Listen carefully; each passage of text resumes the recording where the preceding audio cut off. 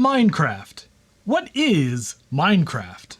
Ever since Microsoft really started Microsofting modern Minecraft, I've been yearning for a simpler time. Enter ClassiCube, a re-implementation of classic Minecraft in C that compiles and runs on just about anything. And today, we're going to try it out on a bunch of increasingly potato computers, see how it runs, and spin up a server. So stay tuned.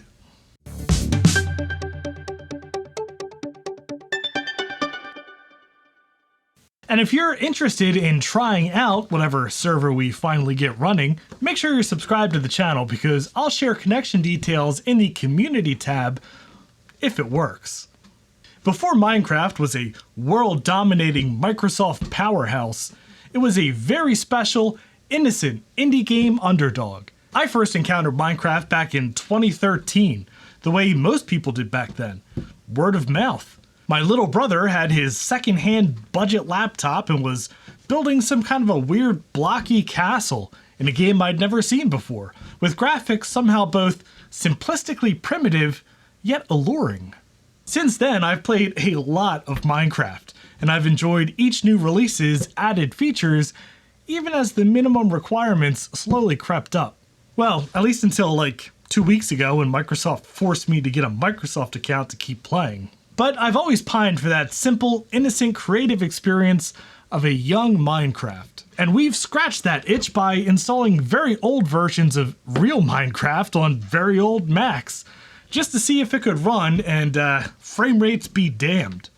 But what if frame rates not be damned? ClassiCube.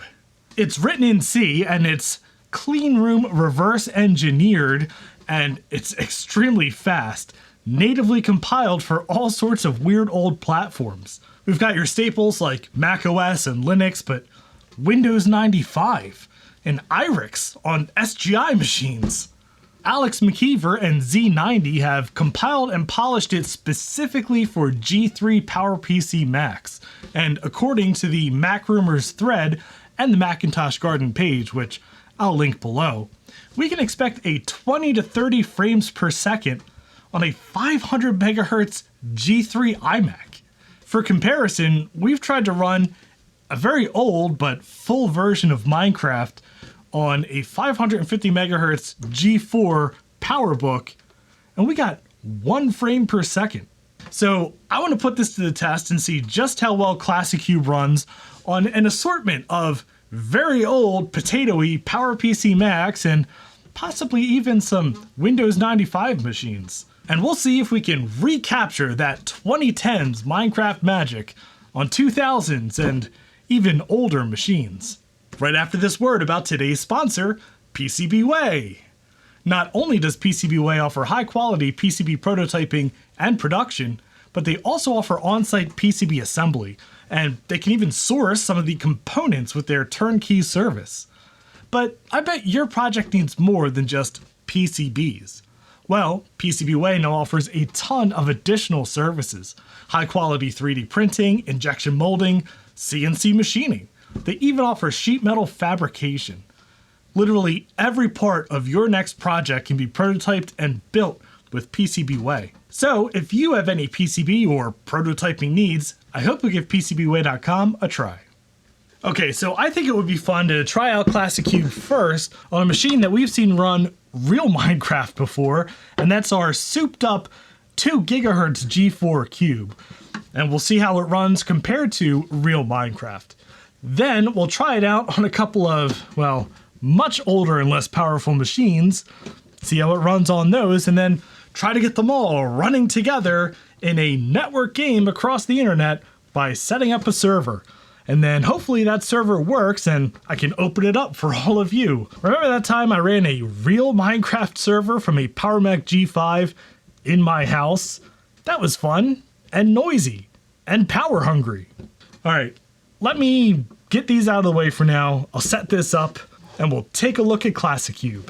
So as you can see, this cube has been lightly modified, and if you're new to the channel, this has had a heck of a lot of things done to it. I mean, obviously the aesthetics of it are different with this aftermarket case, But we've also increased the 450 megahertz processor to a 2 gigahertz G4 processor.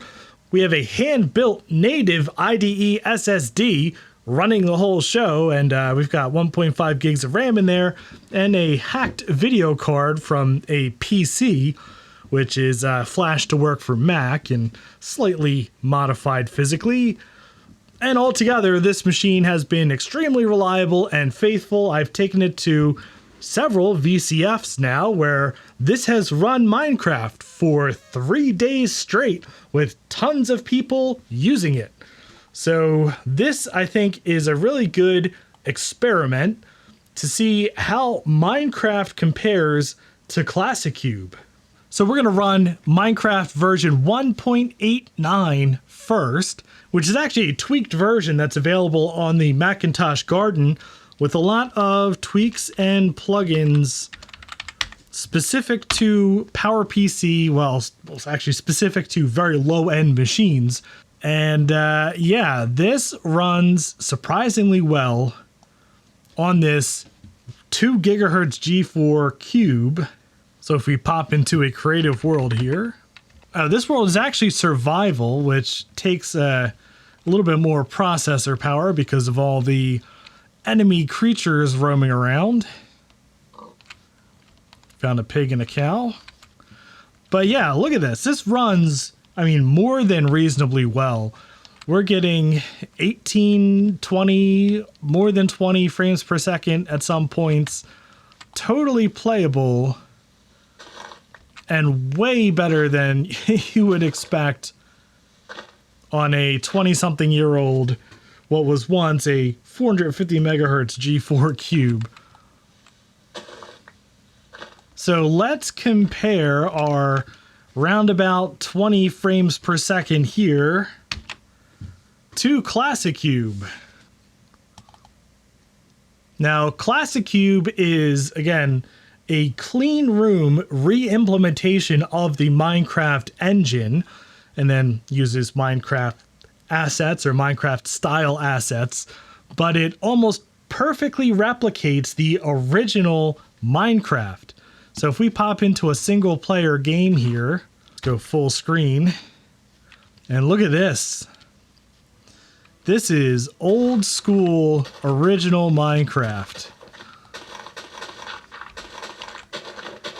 And if we look at our frames per second, we're getting 127.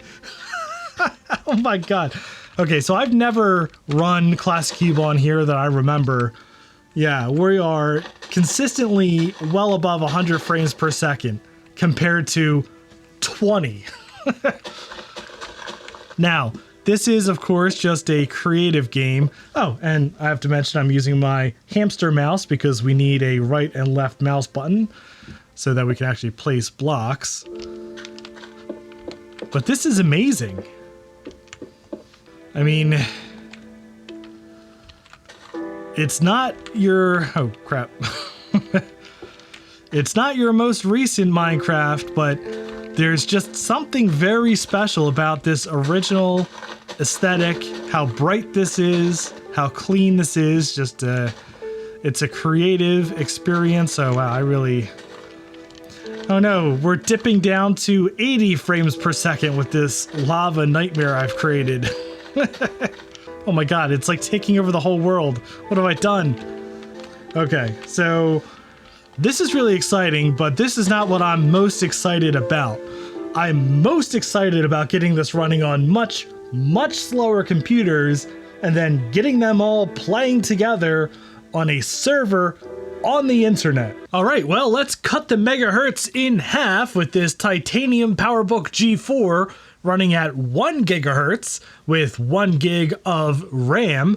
This is probably my favorite Apple device ever released, and actually I had one of these as a daily driver back in the early 2000s. This computer, of course, being revolutionary when it came out in January 2001. Let's get a baseline for how Minecraft 1.89 runs. All right, after about 5 minutes, we are loaded into a brand new creative world, and we're running at a nice 4, dropping to 2 frames per second. Oh, wow. Look at that. Let's see our frames per second. 55 frames per second. That's incredible. The lowest I've seen is 45. Oh yeah, run speed is set to very fast. 10x. Okay, so that is 1 gigahertz. Let's go even deeper. And by deeper, I mean slower.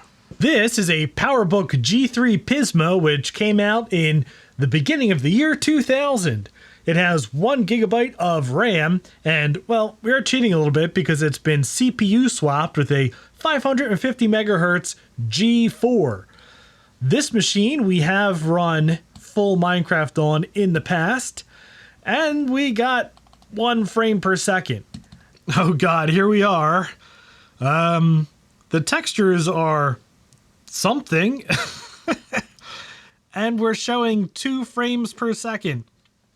All right, let's try ClassiCube. Whoa, 20 frames per second. Oh, look at that. That's totally playable. All right, let's push the fog out of here. Oop.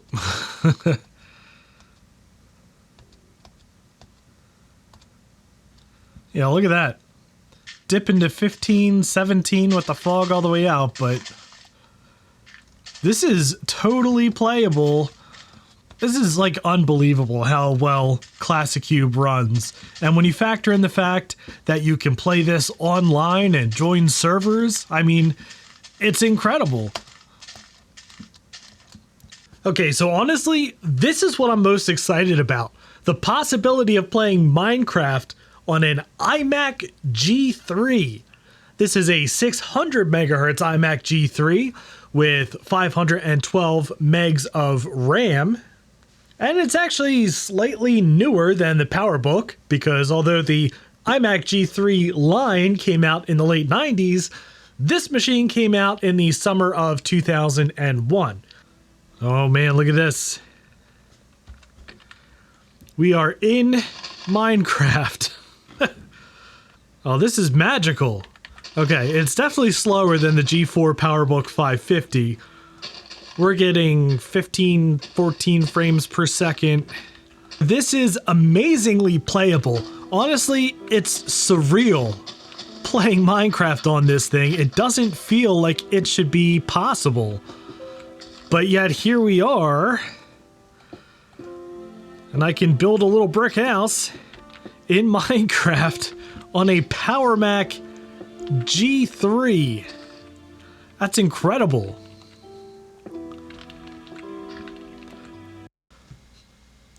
Alright, there's no way this will work, right? This is a Toshiba Libretto running Windows 98.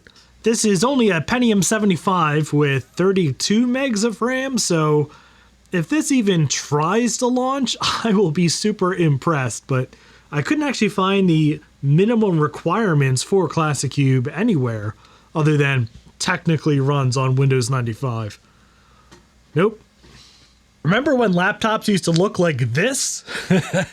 This is 2006's finest HP Pavilion ZV6000 with an AMD Athlon 64 with 1 core, 512 megs of memory, the sticker's still on it, and yeah, big old chunky boombox speakers in the front. And honestly, I'm pretty sure this is the kind of computer that I first saw Minecraft, real Minecraft run on back in the day when my brother showed it to me. Look, they were so proud of this widescreen that they wrote widescreen in big wide letters at the top of it. That's hilarious. All right, let's try ClassiCube. Oh yeah, look at that. Solid 55 to 60 FPS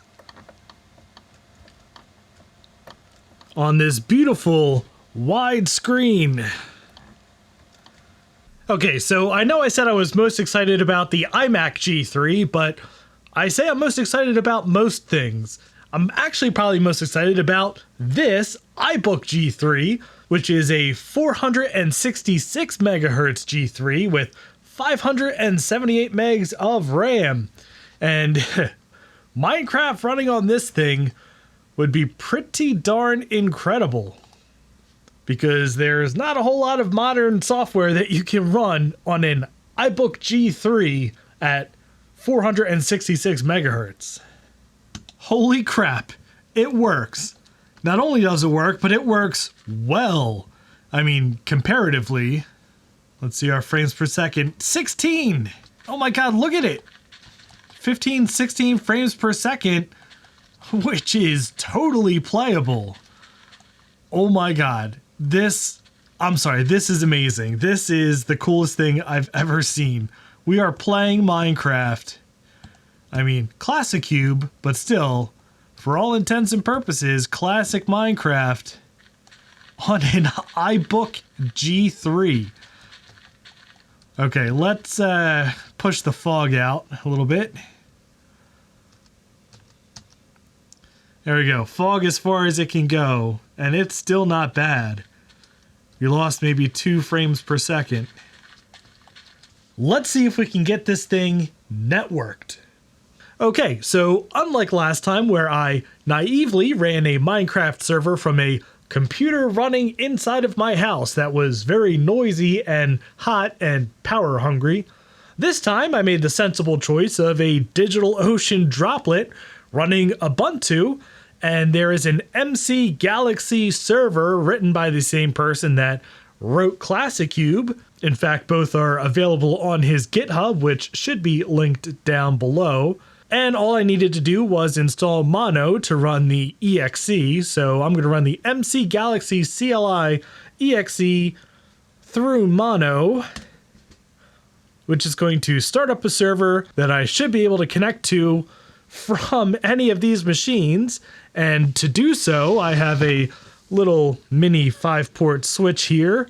And let's try to connect the iBook first. Okay, so the server is running. I've configured it with basically no security, so I'm not going to show the IP address of it in this video. Once I figure out how to configure it, then I will release the IP address and connection details. So I'm going to enter the IP address in here, and then let's jump to this being hopefully connected. Yes, it's connected. We are in the server, which doesn't have a world really generated. It's a flat world. But that's okay, because this is for the purpose of experimentation. So let's see if we can connect a second computer and see ourselves.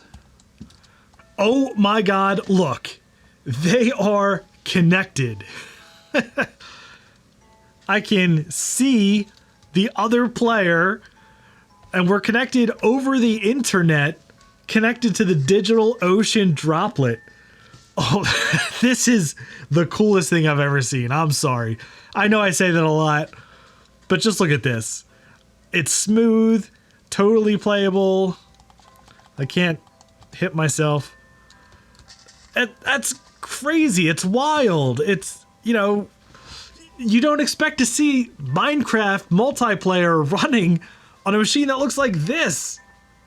My god, this is so freaking cool. All right, well, we are really testing the weight limit of this IKEA desk here, but just look at this. We are online with these 3 machines, and it's running great. I mean, look at it. We are connected to a DigitalOcean droplet, playing multiplayer, smooth as all crap Minecraft, using ClassiCube. This ClassiCube, this is magic. I mean, just absolute magic. Haha, take that, Clammy. iMac G3 wins. Okay, well, as I'm hiding here behind all of these computers that should be way too old to play Minecraft, and they're all playing Minecraft connected to the same server on a DigitalOcean droplet, I am blown away. ClassiCube is so cool, and especially the people who put in the work to make ClassiCube run well on very old PowerPC Macs. Thank you so much. This is incredible. This is so much fun, and I'm really positive this is going to be the basis for my next VCF East exhibit. Really old Macs playing together online in ClassiCube.